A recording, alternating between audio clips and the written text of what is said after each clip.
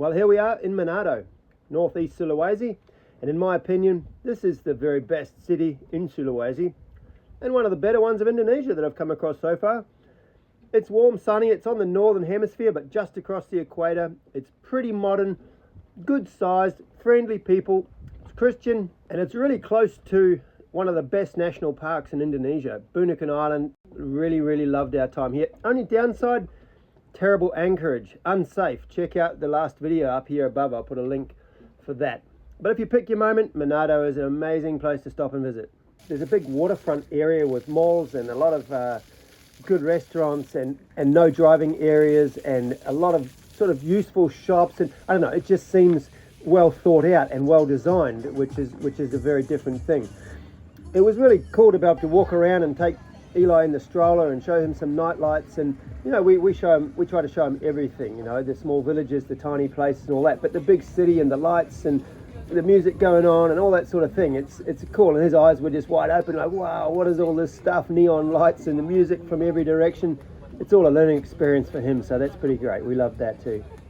We would love to stay longer, but the northwest monsoon is about to kick in and we don't want to be on the north coast of Sulawesi when that happens. There's just open roadstead anchorages, and when that wind kicks in, it'll be no good. So we're going to buzz along the north coast of Sulawesi and get around the corner before this kicks in.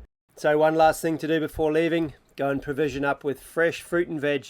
We need at least 2 weeks worth. So I buzzed over there in the dinghy. It's a brand new building, brand new market, very clean, 2-story. Wow, just the most amazing stuff you can imagine. Just fresh, all from Tomahon. Check out our last video, that's where it all comes from, this stuff. Amazing. We filled up on everything. We left Manado on an extremely calm day, knowing that anyway, on the whole top of Sulawesi we would have not much wind. We navigated on a glassy blue water. Water that calm is so fascinating to me. The reflections, the movement, the color. There is something hypnotic about this element.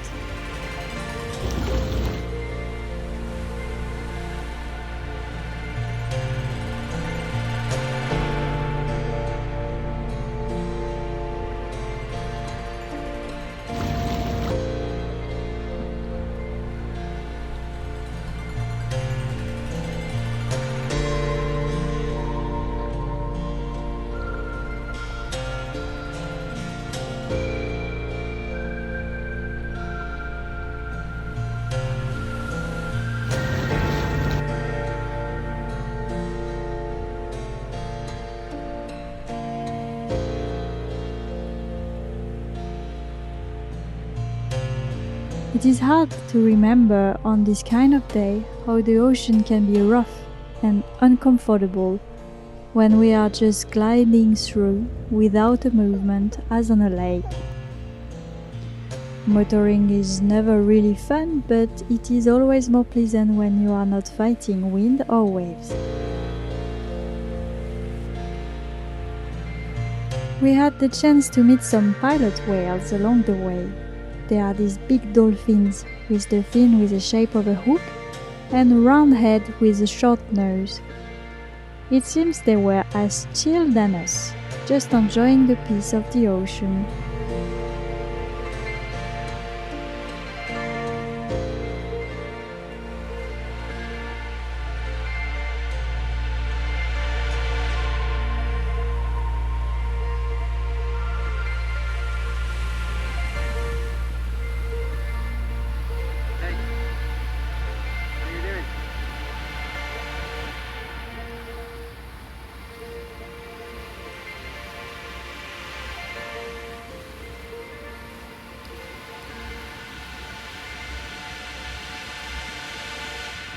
Adventure, baby.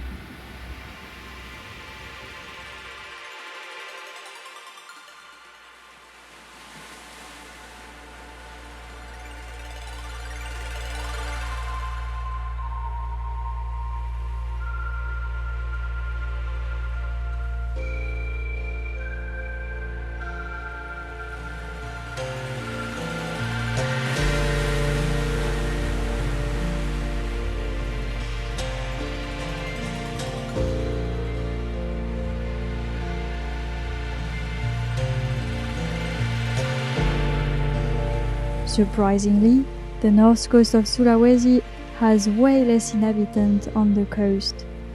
We sailed along beautiful coastlines with sandy beach, jungle and cliff, a really peaceful journey.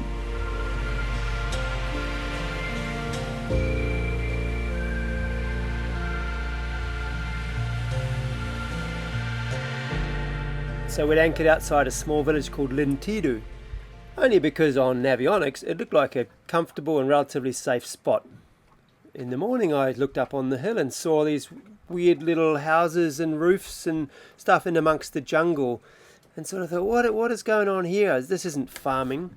So I put the drone up and flew around for a while and realised that it's probably mining, probably gold mining. So I went ashore, checked it out, and that's exactly what it was. Gold mining here in Lintidu has been around for a couple hundred years. The Dutch started it off here, and when the war started they all had to leave and the locals took it over, and they've been doing it ever since.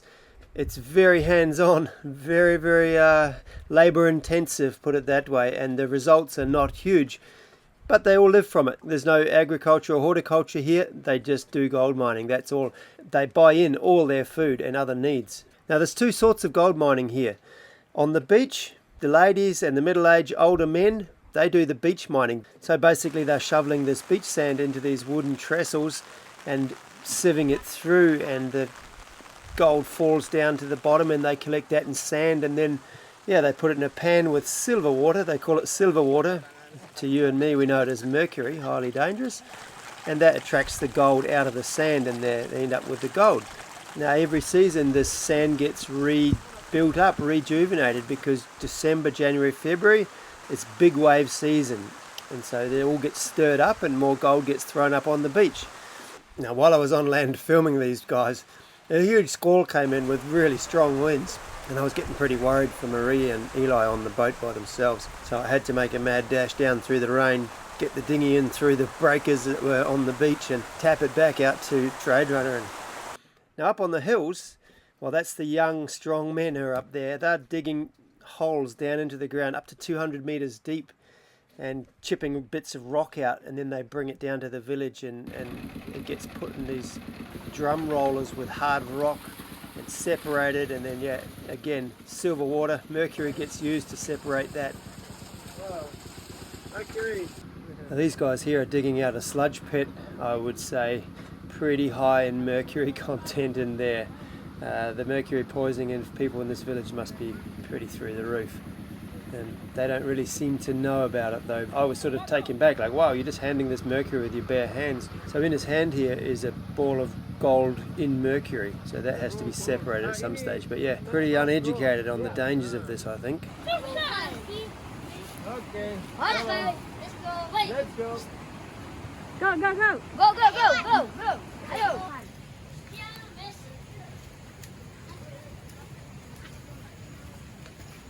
I'm gonna try to explain the context and not fall in the meantime.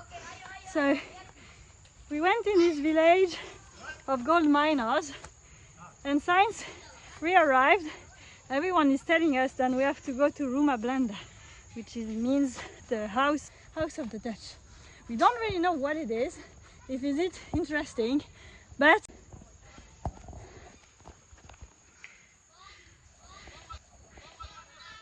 we don't know if it's really interesting, but it's a proper adventure.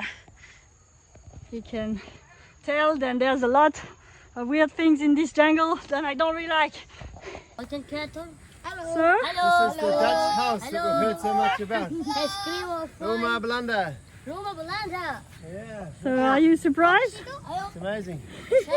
That was worth this jungle walk? Yeah. Cool.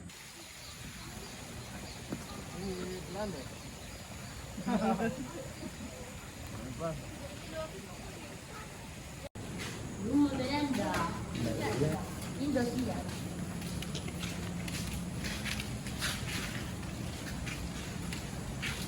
Wow. So it is from?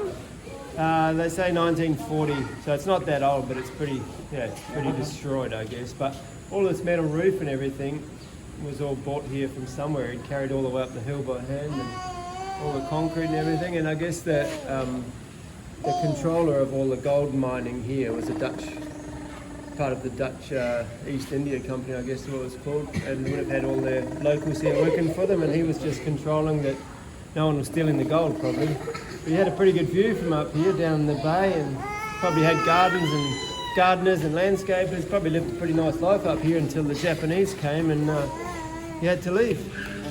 Apparently they took 5 tons of gold out of here. Hey, what do you got to say? You gonna do some clapping?